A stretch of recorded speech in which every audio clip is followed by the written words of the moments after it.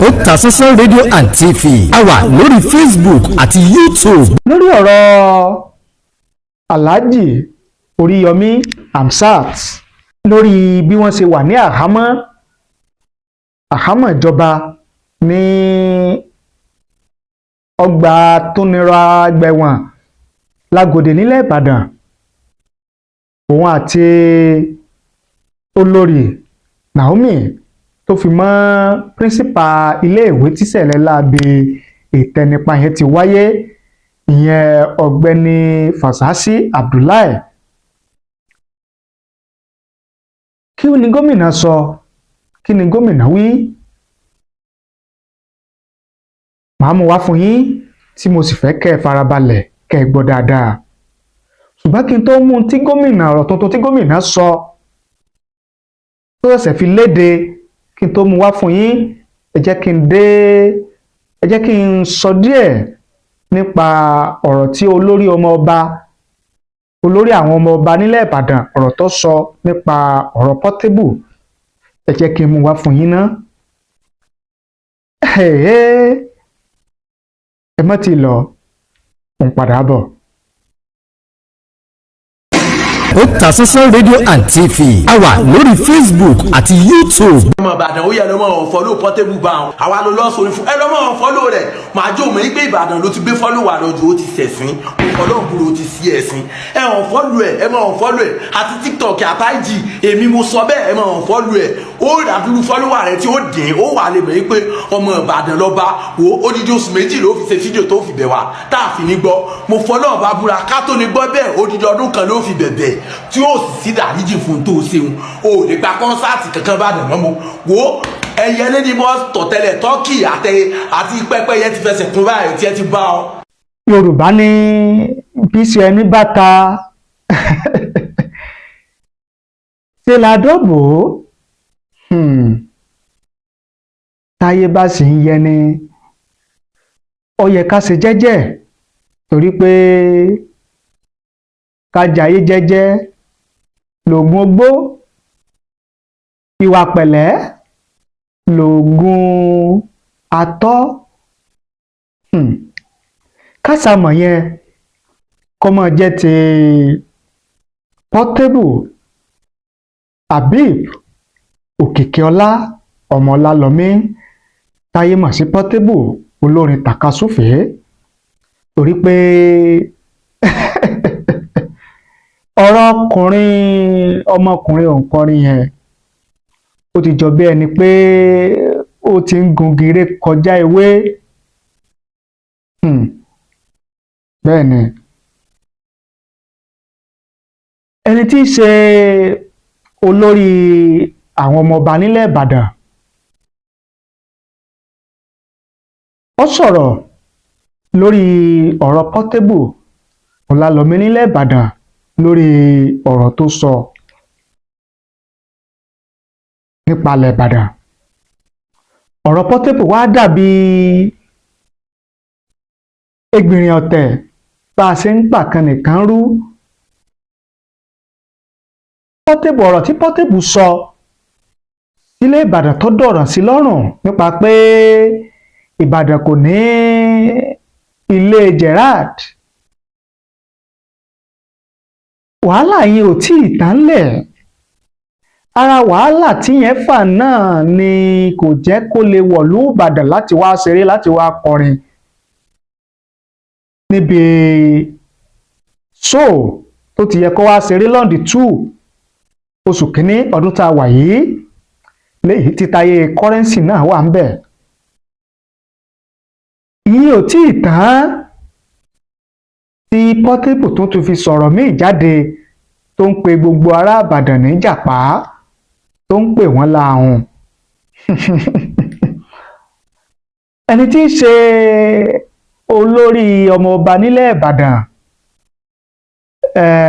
kíní Kàsáǹkẹ́, mi ò rántí lọ́wọ́lọ́wọ́ báyìí, ó sọ̀rọ̀ ó ní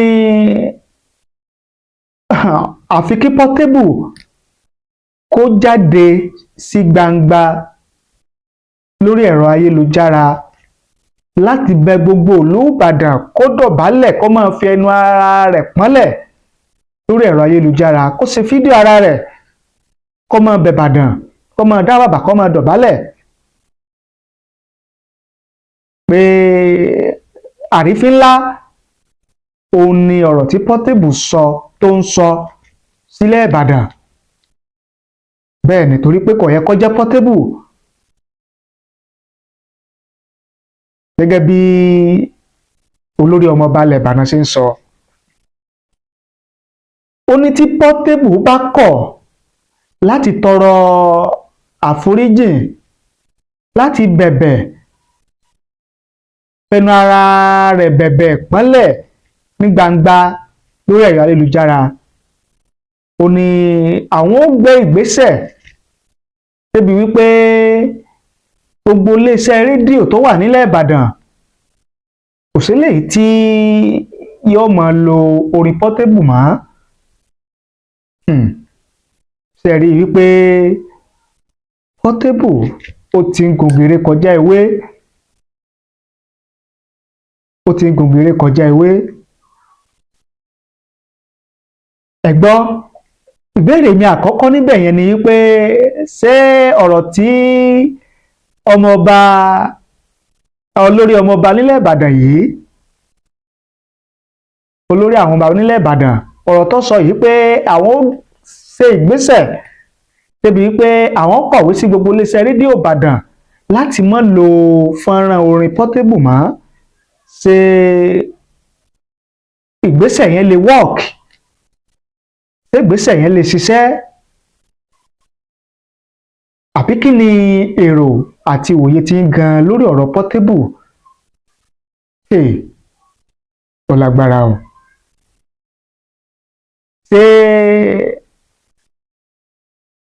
ìtí Portable ń ṣe yìí, wọ́nranwọ̀nran tí ń ṣe jákujàku tí ń ṣe yìí, ṣé yóò nípa lórí òkìkí tó ní àbí bò gan ni?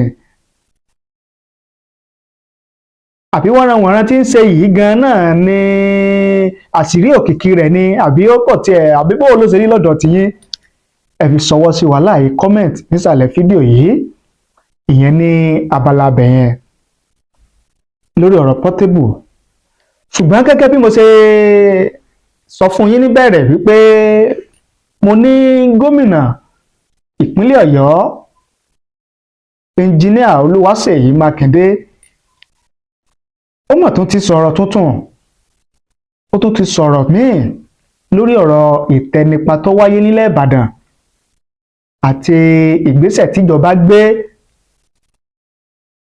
tí ilé ẹjọ́ fi sọ wípé kí olórí Naomi Sílẹ̀kànlá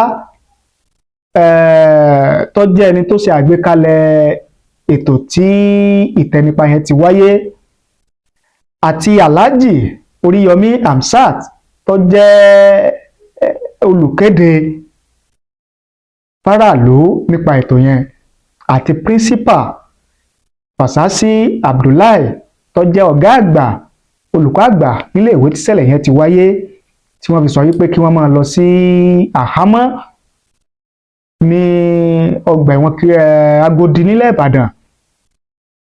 Kí wá ní gómìnà Olúwaṣèyí Mákindé, kí ni wọ́n sọ, kí ni wọ́n wí? Kókó ọ̀rọ̀ náà ni wípé gómìnà Olúwaṣèyí Mákindé ó ní ìdájọ́ òdodo máa wáyé lórí ìṣẹ̀lẹ̀ yẹn. Ó ní ọ̀pọ̀lọpọ̀ àwọn èèyàn ni wọ́n ń sọ̀rọ̀, kódà ni wọ́n ń pe òun wípé ṣe bí ìtẹnipa wáyé ní ìlú Àbújá, ṣe bọ́ wáyé ní ìlú Anambra, ìjọba ò mẹ́nìkan kan, àwọn ẹnìkan kan ò lọ sí ọgbà ẹ̀wọ̀n, kí ló wá dé tí ìpínlẹ̀ Ọ̀yọ́ fi yàtọ̀? Ó láwọn èèyàn ń béèrè, wọ́n ń fi àwọn ìpínlẹ̀ yẹn ṣàkàwé. Ó ní ṣùgbọ́n ìpínlẹ̀ Ọ̀yọ́ ni bí, ọ̀tọ̀ ní ìpínlẹ̀ Ọ̀yọ́, ọ̀tọ̀ ní ìpínlẹ̀ Anambra, ọ̀tọ̀ ní Àbújá, kò papọ̀ mọ́ra wọn. Tí ìdájọ́ òdodo ò bá fìdí múlẹ̀ láwọn ìpínlẹ̀ míì, ìyẹn ò sọ wípé kí ìdájọ́ òdodo kó má wáyé ní ìpínlẹ̀ Ọ̀yọ́. Ó ní òun ò pé kí àwọn èèyàn yìí kán má fáìlì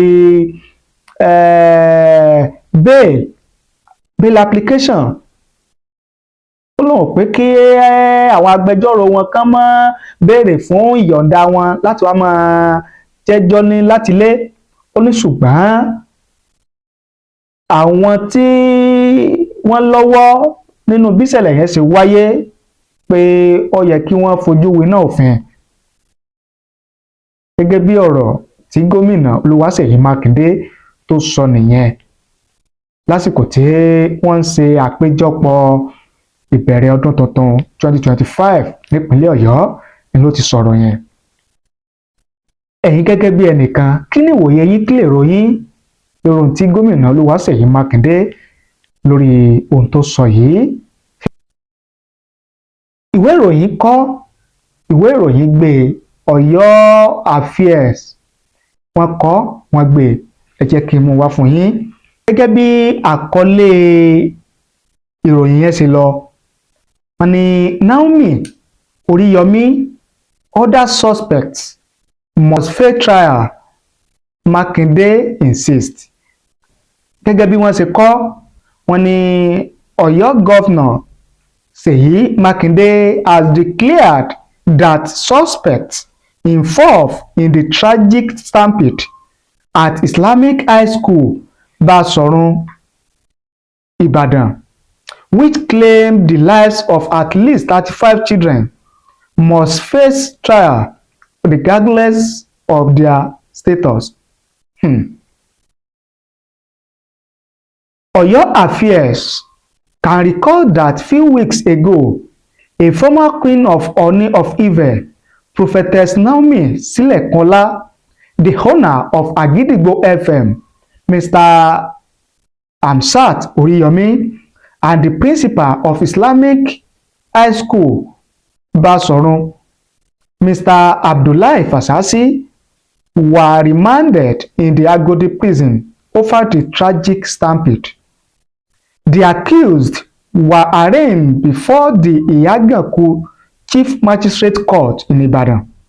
They were arraigned on a 4-count charge of conspiracy, acceleration of deaths, negligent acts, causing harm, and failure to provide adequate security and medical facilities.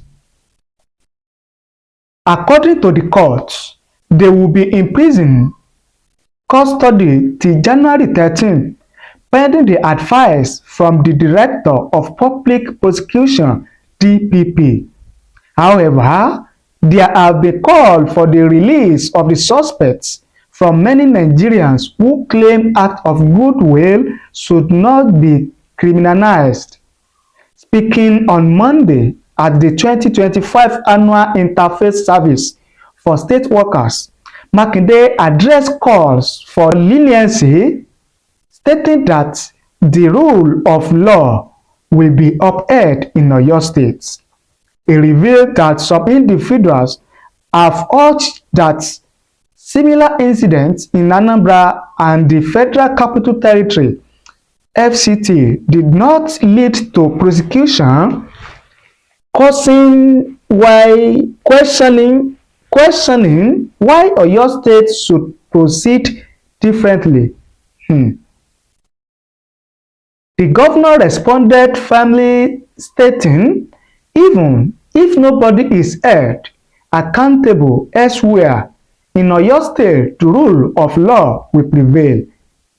Makinde clarified that while he is not opposed to the court granting bail to the suspects, the judicial process must take its course. He emphasized that accountability is paramount in ensuring justice for the victims. The interfaith service, attended by labor leaders, workers, political appointees, and community leaders, provided a platform for the governor to reaffirm his commitment to justice and good governance in the state. Makinde said, and I quote, "In the outgone year, we faced challenges. 2024 started for us here in Oyo State almost on a tragic note. On 16 January 2024, we had an explosion here in Bodija. It affected even my office. The impact was felt all around Ibadan. We were closing it out. And then, toward the end of the year, we had the stampede at Islamic High School, Basorun, Ibadan. 35 innocent souls were lost. May we not see such again in Oyo State. Quite a number of people have been reaching out to me saying, oh, this incident happened in Anambra State. It also occurred in the FCT. Nobody went to jail. Why is it that in Oyo State, some people are going to jail? I said, well, the judiciary is here. It is in their courts. If you think you can grant bail pending trial, I have nothing against it. But for the trial, the people must go on trial. Some people come to me and I have been saying to them, Oyo State, even if this entire country decide not to follow the rule of law, in Oyo State, we will follow. We will dare to be different. We will uphold the rule of law.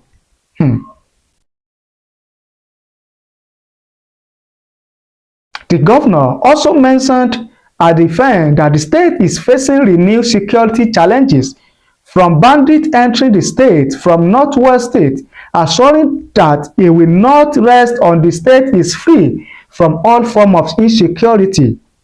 He thanked the security commanders and all operatives for their commitment to ensuring a peaceful state. The year 2024 has been a challenging year, even in the terms of safety and security.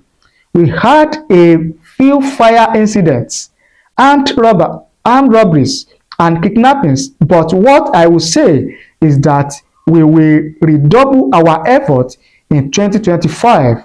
Some of these issues we will tackle squarely. Lásìkò tí wọ́n ń ṣe àpéjọpọ̀ ìbẹ̀rẹ̀ ọdún tuntun 2025 nípínlẹ̀ Ọ̀yọ́ ni ló ti sọ̀rọ̀ yẹn. Ẹ̀yin gẹ́gẹ́ bí ẹnìkan, kí ni ìwòye yín, kí lè ròyìn lórí tí gómìnà Seyi Makinde lórí ohun tó sọ yìí? Ṣùgbọ́n àwọn èèyàn wọ́n fi ìwòye àti èrò tiwọn hàn nísàlẹ̀ ìròyìn yẹn. Gẹ́gẹ́ bí ìwòye àti èrò àwọn èèyàn, ẹ jẹ́ kí n mú wá fún yín. Ẹnìkan ní ìyẹn Ọlánipẹ̀kun Samuel, wọ́n ní, what exactly do you want people? Do you people want the governor to say? To give order that they should be released? The matter is already in court and I'm sure they will be released on bail. So we just have to wait till their case resume in court this month.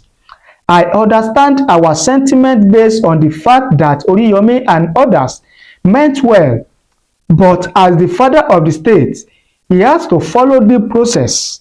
Releasing them will only make him a biased person.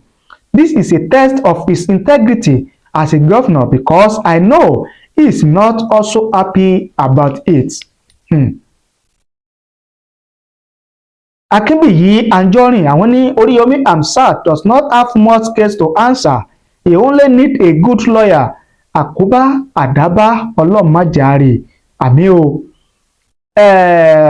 Ẹnìkan sọ̀rọ̀, ó ní ẹ̀yin tèmi Adétúnjí Ọláníyì, àwọn ní ẹ̀yin tèmi, mo fẹ́ kẹ́ ẹ lọ mọ̀ wípé a fi olódò pamọ́ nítorí ọjọ́ ibi ni, kí àwọn abínú ẹni má lọ ṣe ní jàǹbá. Bẹ́ẹ̀ gẹ́gẹ́ lọ̀rọ̀ Oriyomi Hamzat ṣe jẹ́. Mo ní ìgbàgbọ́ nínú Kristi tó rán mi níṣẹ́ wípé kò sí nǹkan kan tó máa ṣe àwọn Oriyomi àti Queen Naomi pẹ̀lú ọ̀gá iléèwé. Mo fi dá yín lójú wípé Ọlọ́run fi nǹkan tó ṣẹlẹ̀ yìí polongo òkìkí Oriyomi ọmọ Hamzat fáwọn ènìyàn tí kò mọ̀ tẹ́lẹ̀ sí iṣẹ́ rere àti àánú mẹ̀kúnnù. Ọkọ opó, bàbá fún àwọn aláìní, bàbá ẹlẹ́yinjú àánú, onínú rere, ọ̀rẹ́ ará ìlú. Iṣẹ́ rere rẹ̀ àti ìwà dáradára rẹ̀ àti òótọ́ inú àti àkóyawọ́ rẹ̀ ló jẹ́ kí àwọn olólùfẹ́ mọ̀ ọ́n. Pàtàkì rẹ̀ òun ló ṣokùnfà tí wọn ò fi dákẹ́ lórí ọ̀rọ̀ Oriyomi. Má dá oore dúró, torí pé oore tó ń ṣe ló ń kó yọ lọ́wọ́ onílara. Mo sọ̀rọ̀ gẹ́gẹ́ bí wòlíì, gbogbo ọ̀tá ìgbédìde rẹ wọ́n máa wọnú ìdè.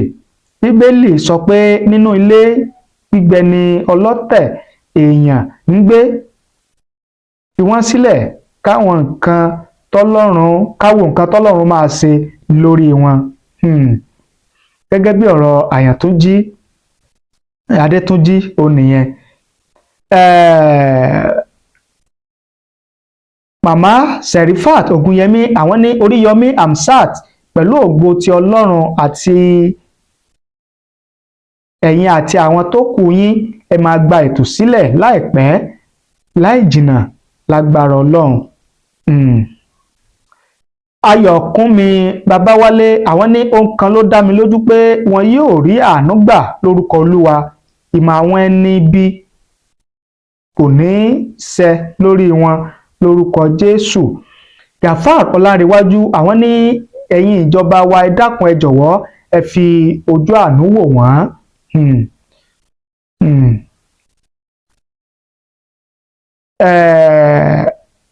Kótódayọ̀ Ismail, àwọn ní tèmi ni wípé olóòótọ́ kò ní kú sí ipò ìkà. Pẹ̀lú gbogbo àdúrà wa tí a ti gbà, kí Olúwa gbọ́ ohùn ẹ̀bẹ̀ wa. Àmín. Gẹ́gẹ́ bí èrò àti ìwòye àwọn èèyàn lórí ọ̀rọ̀ yẹn, òun náà láti mú wá fún yín yẹn. Ẹ̀yin gẹ́gẹ́ bí ẹnìkan, ẹ jẹ́ ká mọ ìwòye àti èrò tiyín lórí ohun tó wà nílẹ̀ yìí.